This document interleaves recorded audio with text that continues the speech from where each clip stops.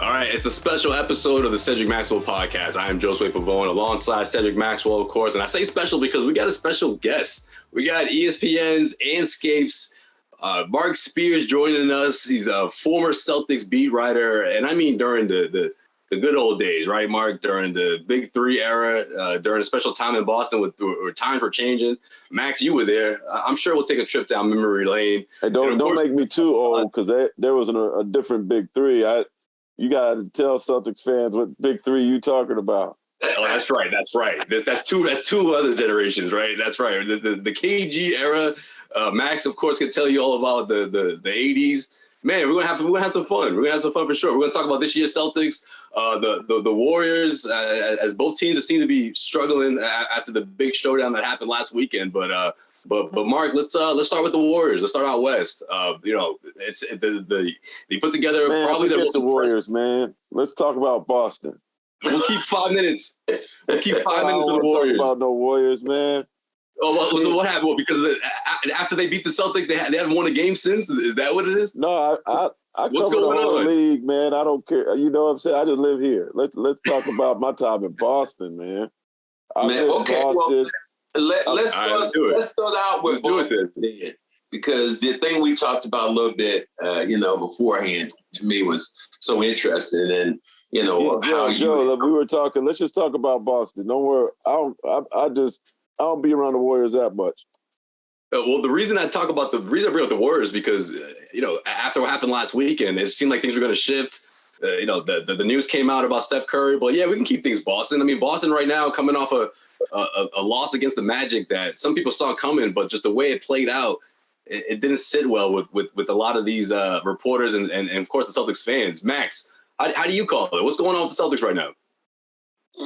I think it's just readjusting. I think a lot of people had the Celtics, to me, as a lot higher.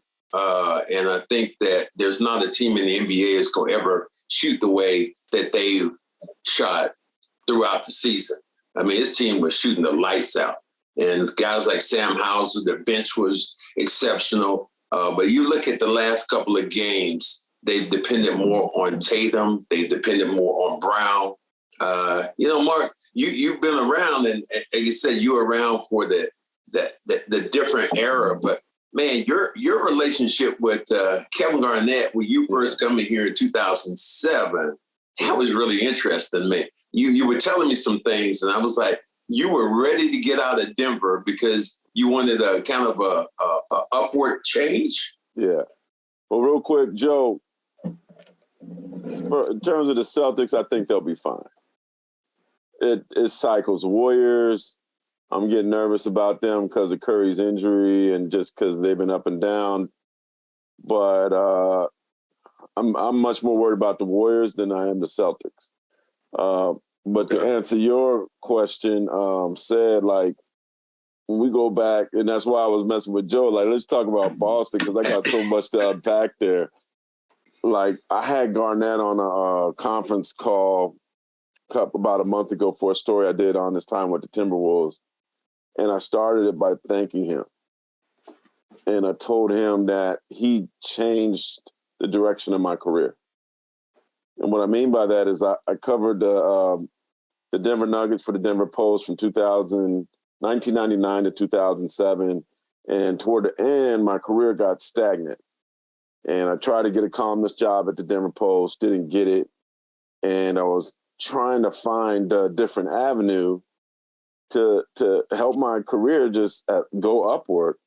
And so Garnett gets traded to the Celtics, and obviously Ray just got there to play with Paul at a time when I was given an interview to cover the Celtics.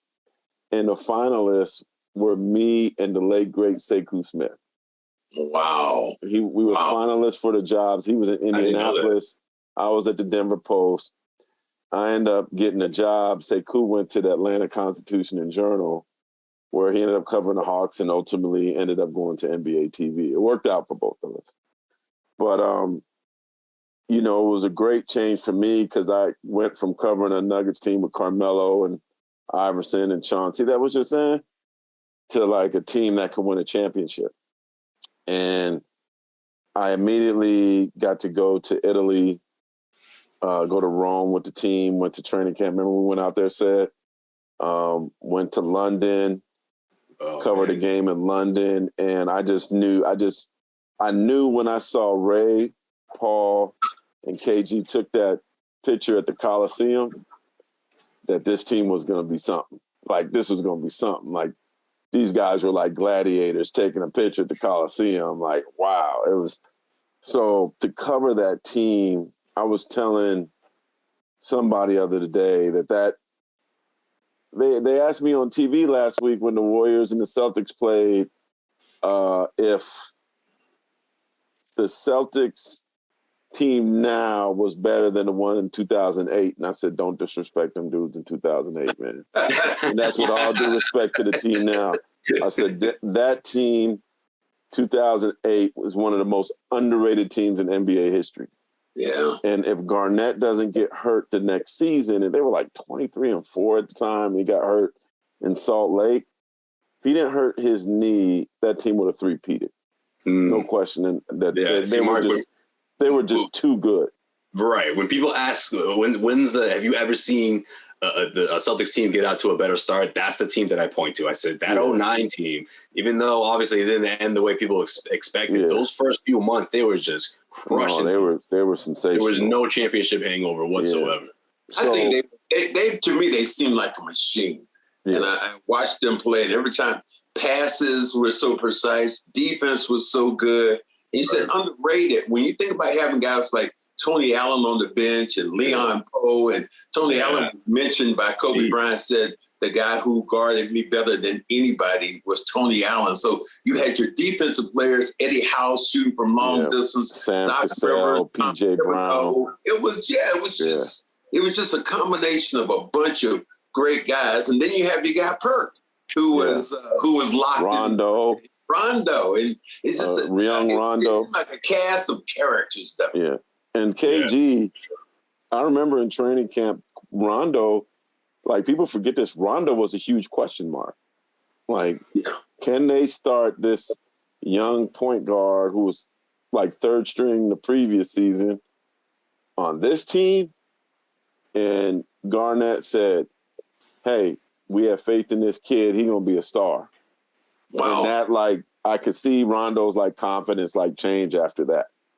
Garnett really took him under his wing, but I covered that team for 2 years, and it was amazing. I covered a championship. If you remember the video when Garnett goes, anything is possible.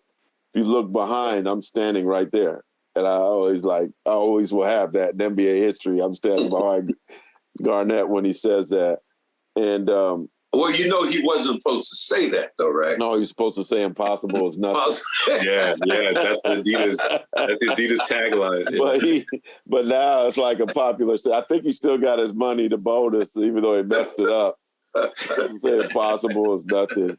But that covering that team, man, put me on the map, and ultimately, I ended up getting a job at Yahoo Sports. Max, you'll find this interesting. I've never said this to anybody publicly about it. So and Globe might be pissed, but I'm going to say it now. In 2009, I was getting interest from Yahoo to come, right? Mm-hmm. Hadn't quite got an offer yet. And Adrian Wojnarowski was there. I was getting interest from him. So I got a tip that NBC Sports, which might have been called something else at the time, was going to hire a Celtics reporter. And the Globe had just had they cut our pay by 5%, and they're having some financial issues. And so I was open-minded to leaving. And so I went to Kevin Miller's office and said, hey, I hear you guys are going to, because I was doing some TV stuff, I hear you guys are going to be hiring somebody to be a reporter to cover the Celtics. I would love to have that job if you're interested in me.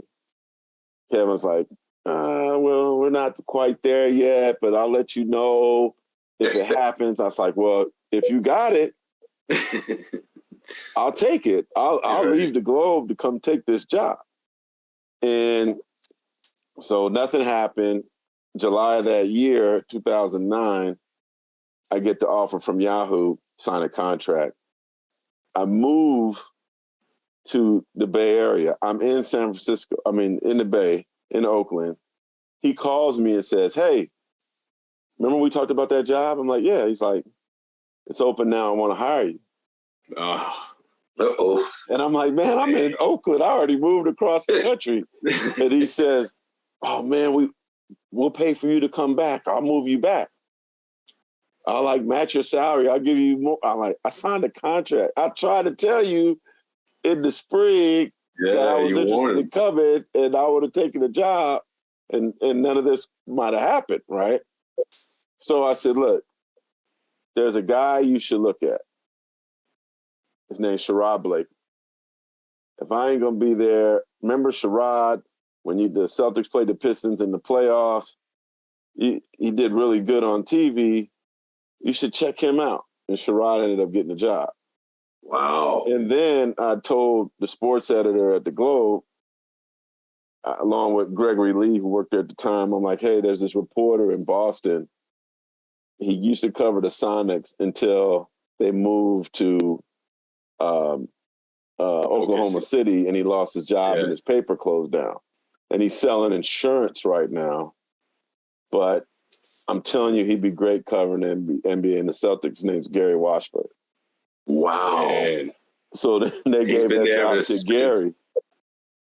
So Gary replaced me, and then Sherrod came to NBC. And then when Sherrod left, he got replaced by Vincent Goodwill in Detroit. Wow. Who's Sherrod's Vincent works at Yahoo Sports as an NBA writer. Think about all that. How those... this is inside baseball reporter stuff. I don't know if people in Boston care. But I leave, awesome, Sherrod comes, Gary comes, and then Vincent gets opportunity to cover the NBA. Wow. And if I never, if I went to NBC, maybe it'd be different. Who knows, how it would have all worked out. But, yeah, man, we laugh about that all the time, about how, it had a trickle down on four of us. But you never know in this business. Yeah, that's crazy. You talk about that effect and how your decision opened up opportunities for other people. You just never know how things are going to run down for you, do you? Yeah. And then, they tried to get me to come back, right? Now, and then I got offered a job covering the Warriors for the NBC station here. This lady tried to get me to leave, and I remember she wrote me a note. Yeah, I'm going to give you a lot more money than you get now. And I said, well, based on what you just gave me, I just took a pay cut. Wow. And she's like, what? I don't know who your source is. That's a bad number you just gave me. I just took a $25,000 pay cut. And she passed me that note proud. And in fact, the dude that just left the job makes $25,000 more than that. So don't worry about me for this job. It was really offensive. Wow. It's crazy. See, Mark, everything is, you can't call it. You can't predict this stuff. You think 7 months ago, Joe Mazzulla thought to himself, well, maybe I'll be a head coach one day. You never know in this business. Things change, right? What was your initial reaction to that quick start, though? Were you taken aback? Obviously the Celtics team they were on course to sort of respond in a big way from the NBA Finals appearance, but how do you make of this past couple of months and just that transition that they had to make with Joe Mazzulla leading the team? At first, and I told Joe this, I was like, why didn't Damon Stoudemire get the job? I was really curious about that. And I've known Damon for a while. He's coached at the University of Pacific with not a ton of resources and did well there in a really tough conference and had head coaching experience on the Division I level. Played in the NBA. I thought he would be perfect, but Brad saw something in Joe, and I met with Joe in New Orleans a month ago, and then when I talked to him, I got it. I understood it. What did you understand when you what happened? I sat with him in his hotel room for a half an hour, did a story that's on Andscape right now, and I was extremely impressed by his poise, his maturity, his humility, his ability to lead humbly. He was basically like, look, I know you guys are certainly, everybody has some emotions about what happened, and I'm not trying to change that. You know, I'm not trying to tell you how you should feel. You feel how you want to feel. I want to help us win games and do what I need to do to help us win games. And he's also collaborative. He wants to know what the players are thinking. Like, what do you think we could do to improve? What do you think, Jason, what do you think we should do? Jalen, what do you think we should do? Marcus, you know, there's a lot of veteran guys on this team who've been in the NBA for a while and have great basketball IQs, and he picks their brain. He doesn't act like a sergeant. You know, he's a collaborative leader, which I think is extremely important and smart for him. And he's with that, I think, with his assistant coaches as well. He doesn't act like he knows everything. And so I think what's incredible to me, and I asked Tatum about him, I'm like, what sold you? He said, you know, he felt like when he got to be around him and the coach that left to the Jazz, that those two guys were different. He kind of felt like there was something special about both of them. Oh. And obviously the coach, Will, left. But he said from that first meeting that he had with Joe, he said there was just the right tone, the right energy, the right mentality, the collaboration stuff, like all that hit well with him and the team. So it kind of made everything seamless. And so to think that Joe has been able to, like, keep this team afloat like this without, like, if you didn't know they lost their coach, you would have known that they lost their coach. You had no idea. Like, this had every potential to go south, to sink. Like, it was, think about how nightmarish it was in training camp. Like, for all that stuff to happen right when training camp was starting, it's not even really being talked about anymore. Yeah. I want to losing in droves, it would have been talked about, but basketball wise, they have not skipped a beat. Well, this is without Robert Williams. I want to ask you this word, you know, how it felt in the world that I was in, everybody was in, when you heard the Ime explosion. How did it affect you or your colleagues? Because everybody just called me out the blue. Ime's gonna be fired. He's gonna be suspended for what? And it was just I think what probably hit me the most is how it was handled. Did it have to be public? And I think the thing about it is, and I have strong respect for the Celtics organization, ownership, a lot of the owners I know well. I just wondered if it had to be public like it was, because I think it hurt so many people. Not just what happened, but for the women to get dragged into it, you know, like I don't know. I believe they just had to come clean, and the only thing you had to put it out there and let everything be heard and seen the way it happened. Because if they had, I remember talking to but what I mean is, like, just more clear in terms of who it involved, because if it's not clear, then it leads to speculation. Mm-hmm. And that speculation led to a lot of women in the company being accused of doing something they had nothing to do with. But they couldn't put that out there legally, you know, and start talking about these women. I think they've tried to be as quiet, and it's tough to do, Shed. I mean, you're right. Yeah. It's tough to do. It was, you know, just like any scandal out there that we see now, you know, it's like, okay, how do you handle that? You know, you had a contract with Ime. I just think there was so many things that they had to just put out and let it. I was a former player, just like, you know, I talked to him. Then he told me, he said, Max, I wish they had just told him he's going on leave for a while and then leave it like that. I said, when it finally got out, when it got out too. And everybody, it was going to get out. You know everything was going to get out. And once it got out, the Celtics were going to be the ones looking like they had egg on their face instead of this is what happened. This is where we're going to go.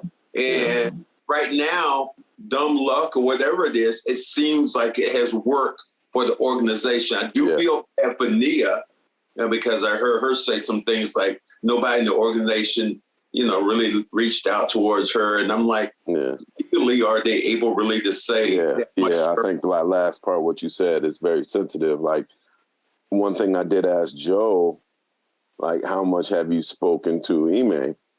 And I think they touched base until like the legal issue really hit. And I think, and said, you would know this better than both of us, I don't think the people working for the team can talk to him. Yeah. It's, you know what? I don't know that per se, but I think that they're just trying to eliminate the possibility because of legal ramifications, which were around him taking, his suspension or whatever it might have been. But it would have been just as interesting if he had ended up, if Kyrie hadn't said anything, if he had ended up in Brooklyn. Brooklyn. Yeah, I was just about to say. When Kyrie exploded, it was just like, no, we're not taking on any additional back. Yeah, and then that leads me to my next question, Mark. What do you make of that? Was that something that surprised you, that they sort of balked on that decision and that they took a step back after the backlash? They already had an explosion that they were trying to douse out. They didn't need to add any more fuel to the fire. You know what I mean? It was just, and then I'm not sure if this is true, but I heard there were people within their organization and within the NBA that really had a problem with it happening, and that had an impact on the owner as well. And coming to New York City on top of that, that was just... You got enough going on as it is, man. Like, how can we make this inferno even bigger? It's like this forest fire has already like burned like 100 miles of trees. What can we do more? You know what I mean? Let's add some lava to it. Yeah. Could he save that team? Is Ime the one guy that could save him, though? Basketball can save them. Playing basketball and being healthy. I mean, as you see now, and then I think Jacques Vaughn is doing a great job, and I thought he should have got the job anyway. Guy who coached in Orlando, he paid his dues. He was up for the job with the Pelicans before Willie Green got it. I didn't understand why he wasn't deserving of the opportunity. And I kind of like it when teams go in-house to give somebody deserving an opportunity. In your biggest, you said you left here. What has been your biggest surprises and some of your biggest disappointments with this league or whatever way you might see it? In terms of? Anything, whatever you think when you go on, you know how we sit around sometimes going, damn, man, I didn't see that. Or wow, I'm disappointed about whatever, you know what? I mean, I don't know that any of us could have saw how big this league could get on social media. Like no one could have guessed that coming. The boon of Twitter, the boon of Instagram, like the social media impact it has had and will have and will continue to grow. And now also like the video impact on TV, like ESPN, Turner, and I believe that when this next deal is up, there's going to be another component. Whether it's Prime Video or Apple TV, like I think it's going to be even more houses, not only just nationally but globally. And another thing that is kind of to my surprise is that I do believe that a lot of Americans are naive. They love football so much that they don't understand how big soccer is globally. The real football. It's the number one sport globally. But I do believe that the NBA is second. And a big reason of that is because of its international stars. Mm-hmm. Like, you look at the top 5 players in scoring, Tatum's like the only American, right? He's the only one, yeah. And everybody, all the other guys are from somewhere else.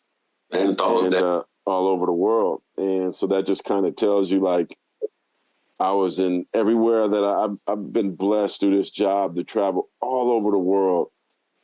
And they all know the NBA, man. They all follow the NBA. They don't all know Major League Baseball.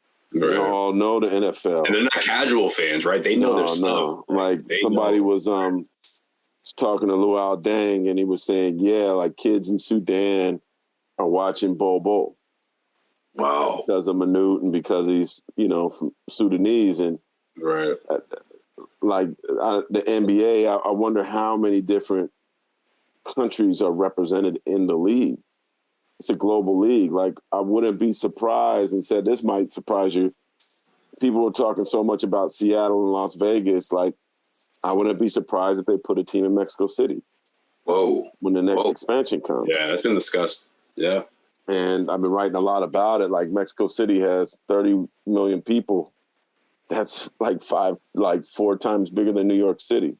Mm-hmm. They have the G League Capitanes playing there as an experiment right now. Because of the pandemic, they've been delayed 2 years.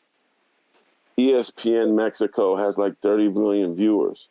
Whoa. There's even more viewership for this team. So team on a streaming service called Star Plus, which is shown throughout Latin America. So if you put so the Capitanas are in more homes than any NBA team.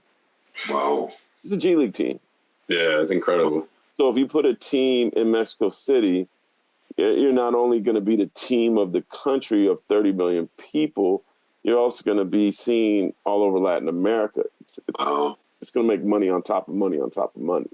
Well, let me here's and also push the game even more in Latin America, which you put it in Vegas. Like, it sounds sexy to put a team in Vegas, but like said, this, man. Like, you're on in Boston, right? TV and radio make a lot of money in Boston. Somebody was telling me that the Lakers make more in 1 week than the Grizzlies do all season on television. Wow. So being in a market where you have a lot of eyes is important.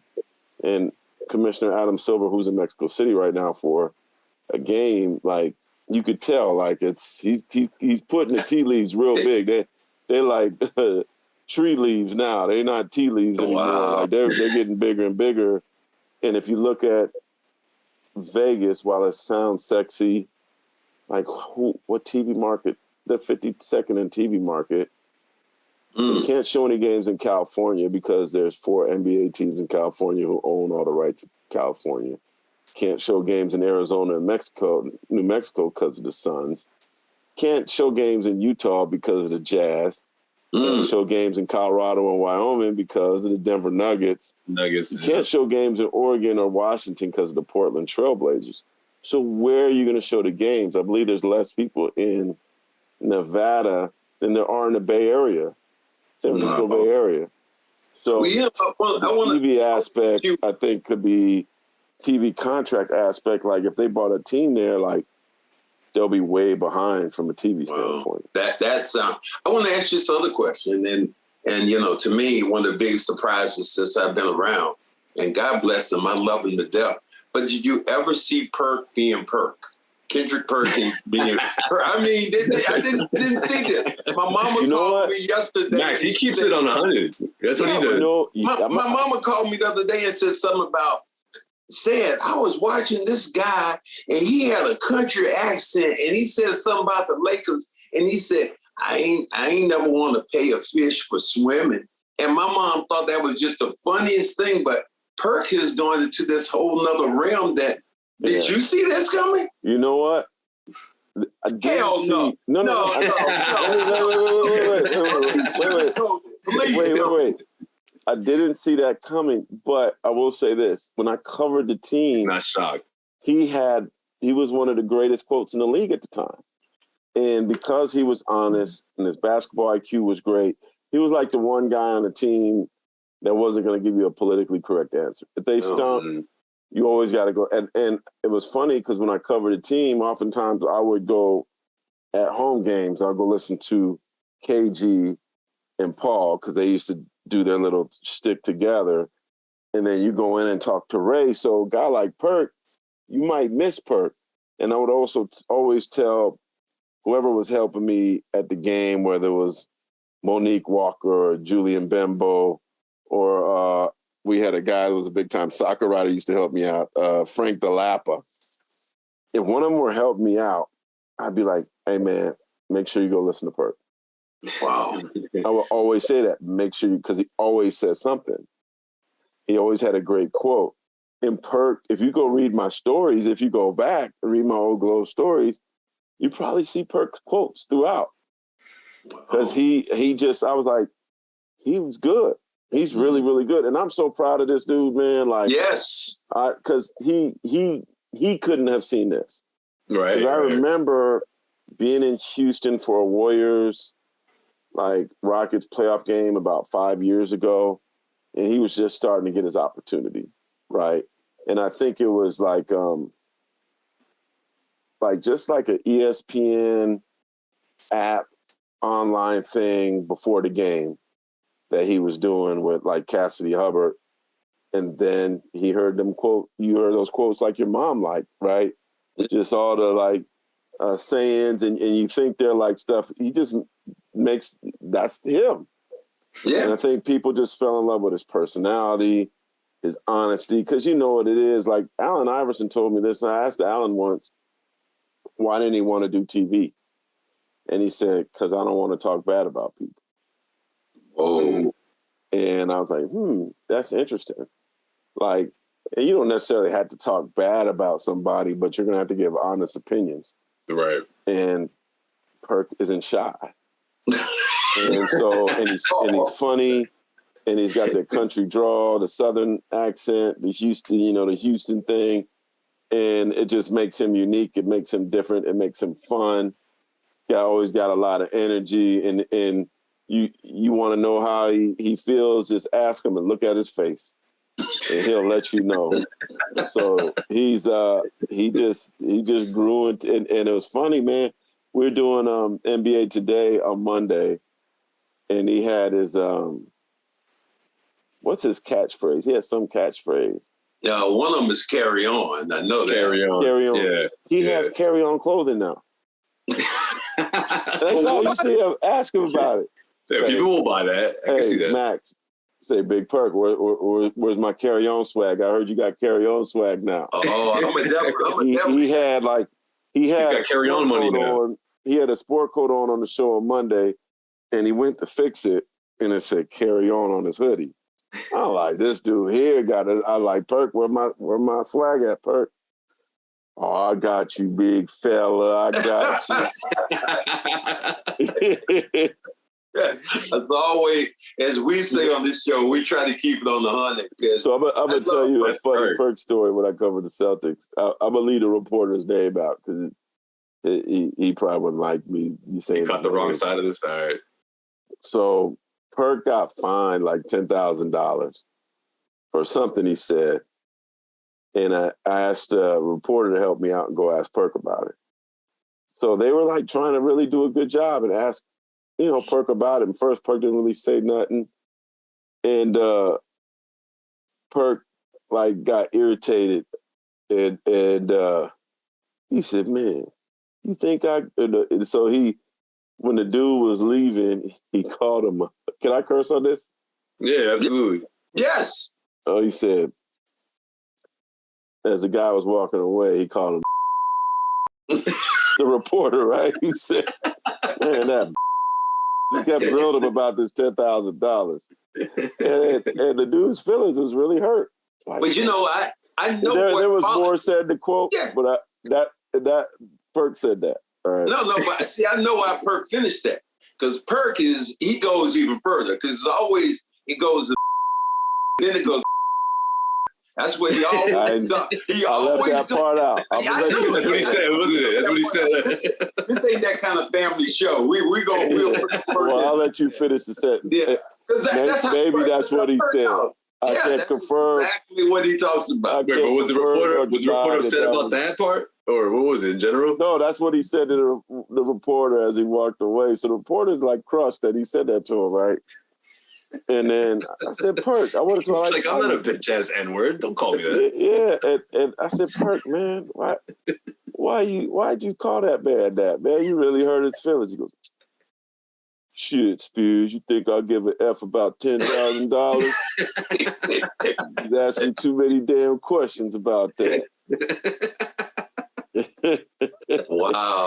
Yeah, I can see that. It sounds just like him, man. One thing funny I'll say now. Max, you be having your lines too. You have those southern lines. Well, not those kind of lines. I'll say this. You'll like this, Max. We were in Atlanta, and I'll just say I was at a late night establishment in Atlanta. Right? Okay. Did they have chicken wings there? They had chicken wings and dancing. Okay. We know where you're at. Okay. Yeah. So the next day I'm at practice, and Perk goes up to me. He goes, "What was you doing last night, Spears?" And I said, "Apparently I was doing the same thing you was doing." He's like, yeah, I saw you in there. And I said, well, why didn't you say hi? Why didn't you talk? Man, I didn't want that in the paper. I said, Perk, I was there too. Like, why would I put that in the paper? Yeah. That's not how media works. He's like, yeah, that's a good point, Spears. I didn't even think about it that way. Yo, speaking of, Mark, I'm glad you brought this up. I'm scared to hear what the speaking of is. The first round matchup against the Hawks. Is it true? The legend behind it is that's the reason why that series went 7 games. That the team wasn't all the way focused, if you will, when they went to Atlanta for those games. Remember, they lost every road game in that. I'm gonna give Atlanta credit, man. Seth was there. They played their tails off, and I do think, and Garnett will be mad at me for saying this, that the only time I saw a crowd rattle him. Wow. Like the only time I saw a crowd make an impact on him. Okay. In Atlanta.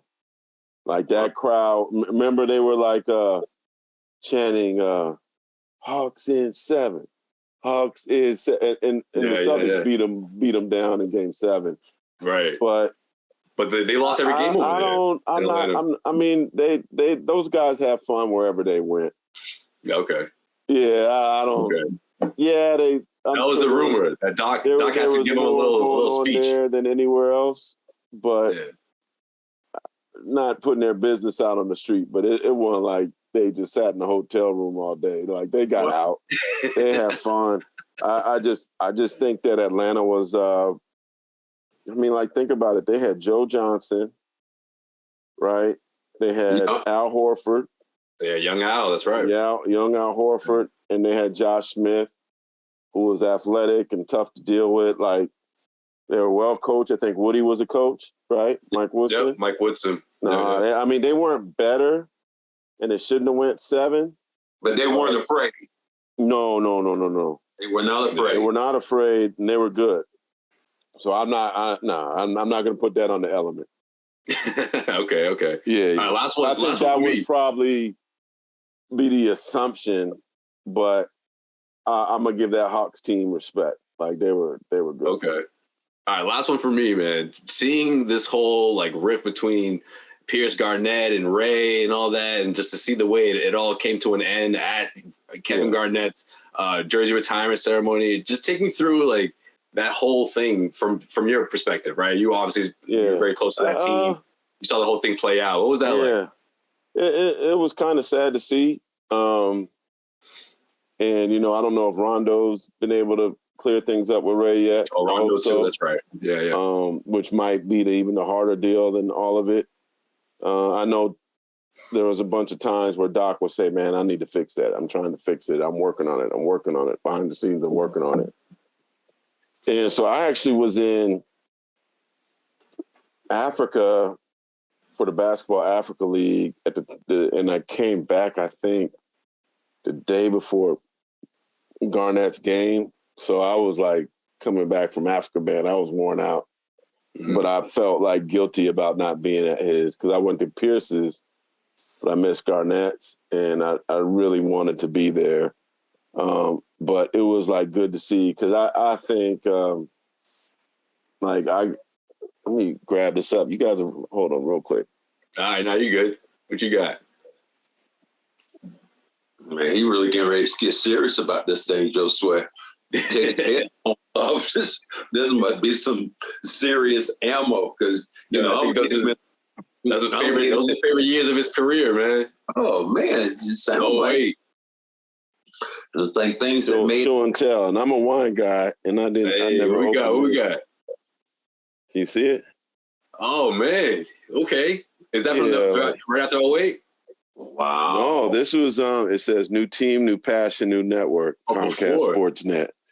It's a nice bottle of Gigante dry red wine. But it's like that image of those three guys is always going to be part of Celtics lore. So it was tough to see him separated. And I actually talked to Ray in 2000 and when he got in to the Hall of Fame, right? 2019, I think it was. 20, I think. And but it was delayed. And I think it was Hall of Fame. And I talked to him, and I could tell he was pained by it. Like the slide of not being invited to the 10-year anniversary and all that stuff. And I think because of the pandemic, that team probably still hasn't been celebrated well in Boston yet and probably should be. But like whether it's on this bottle or whether it's that picture at the Coliseum or after their championship, like I always envision them three guys together. So it was good to see them kind of get and let bygones be bygones. And hopefully in the future, like we'll see them together more, talking about that experience again. Because the one thing I've always been impressed about those three guys is they were in their prime, said, like, you remember, and they if you ever have a team, like I say this about teams all the time that have 3 stars in their prime, you want to learn how to put your egos aside for a championship, go talk to them. Yeah. Bring one of them in and ask them how they did it. Because all of them sacrifice. But I think what they showed you is you could sacrifice and gain and build, bear more fruit. Like, yeah, each of their scoring averages dropped, and Garnett probably had the lowest scoring average of his career. Yeah. Averaging like 16, but they won. They kicked everybody's tail in, and they won a championship. And it's all 3 of their own lone championships, but they'll forever be NBA champions. And so it's good to see them like figure that out. But yeah, I know the wine tastes terrible now because it's been sitting in the room. But I just always I have different little weird mementos, but I still have this. Well, you know what? And I'm going to hit you with the last one before you let you go. First, we really appreciate you. I did talk to Ray myself, and we did a podcast, and Ray was hurt. He was very hurt by, just all the things were said by him. And I remember asking, I had a podcast also with Kevin Garnett and Paul, and it was a Celtic podcast. And I asked at that time, I said, KG, when are you going to bring Ray back in the fold? And KG kind of like, Max, I don't want. I said, no, man. I said, you're the godfather of this thing. And if this thing is going to happen, I couldn't have been more happy when he called Ray up and then they got the big hug in front of everybody. Oh, man. You're next. I mean, it just really showed me that, they had kind of squashed that thing and it went by its way. Lastly, what I want to ask you, and Josue knows I always do this because you are this. This is a great question. Yeah. We're building a Mount Rushmore in the back of your house. And what would be the 4 people on your Mount Rushmore in the sports pavilion that you'd have built? So back? not Celtics, just sports. Anybody. This is yours. This is your Mount Rushmore. Nobody else's. So it can't be wrong. So I just want it'd probably be more eras, more unique than you would probably think. And it could be any sports or just basketball. Any sport you can bring. Any sports, all we can have is 4 people though. That's all. First person I put is Earl Lloyd. Wow. Okay. Do you know who that is, Joe? No, I don't. I'm like, okay. So I'm gonna do another show and tell. This is from Mr. Lloyd. personally gave this to me. He gave one to Kevin Garnett, and I gave it to him. It's signed by him. Wow. First, he's passed away, but he's the first Black player in NBA history. And I got a chance to spend a lot of time with him. Went to Tennessee like in the early 2000s and did a story with him in this little small town that he lived in. So the history of the league, the pioneers in the league have always been important to me. Okay. And telling the history of Black players has always been important to me. So I got to know the first Black player ever drafted in NBA. I know to ever play in a game. Halloween 1950. Wow. First Black. It was Earl Lloyd. There was also Chuck Cooper. First Celtics. Yeah. Well, he was actually the first player drafted. Whoa. Was Chuck Cooper. And then the first player to have an NBA, Black player to have an NBA, not the first player drafted, first Black player. First Black player with an NBA contract was Sweetwater Clifton, who had his contract traded from the Globetrotters to the Knicks. Whoa. And so, but they were all 1950-51 season, but Earl Lloyd, because of the scheduling quirk, played first. Wow. But three guys deserve credit. Okay. So he'd be on there. So it was the same day though, huh? Wow. Well, he played and they played like a couple days later. But he has a distinction. Like Chuck was drafted higher than him. Chuck was like third round, Earl was like seventh. But he played first. But they all three deserve credit. Number two, probably another obscure one, which would surprise you, is Ricky Berry. Not Rick Berry, Ricky Berry. Ricky Berry played in the NBA for a year. When I was growing up, he was a San Jose State superstar. Played on the Pan Am Games, made the all-rookie team, and said he might have played against him. I don't know if you remember him. Don't remember that. Kings, he played the 88-89 season. Were you still playing that? Yeah. No, that was my last year. I think I had finished there. Yeah. So he wore number 34 for San Jose State. And I used to go to their camps, used to go to their game. He was a pro I could touch. Wow. And I wore 34 because of him. And he committed suicide after his rookie season when I was going to my senior year in high school. And it like had a profound impact on me. But I still wore 34, you know. And I remember my mom wanted me to change my number. I said, no, Ma, I still love Ricky. I always will love Ricky. But I love life. So I want to be here. Like, you ain't got to worry about, I'm worried about going, not like doing something to myself. I'm not going to take my own life. No. Yeah. We'll figure it out.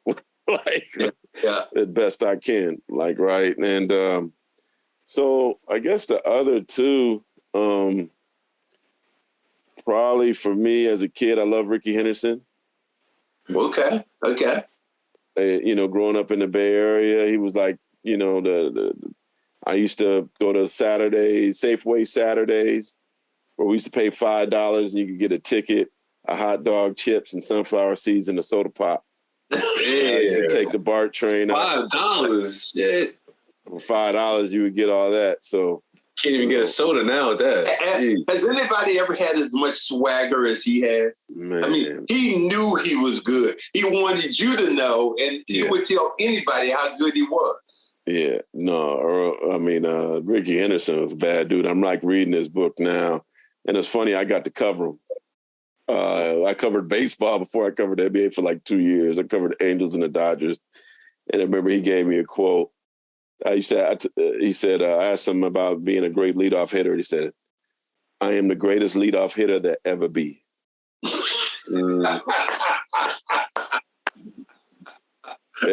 so I always remember that.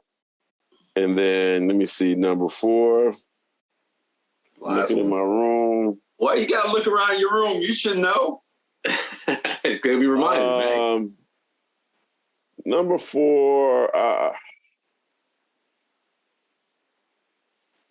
I love this question because it's always in the joke way. It's always number 4, which always gets me. Yeah. People always. You know what?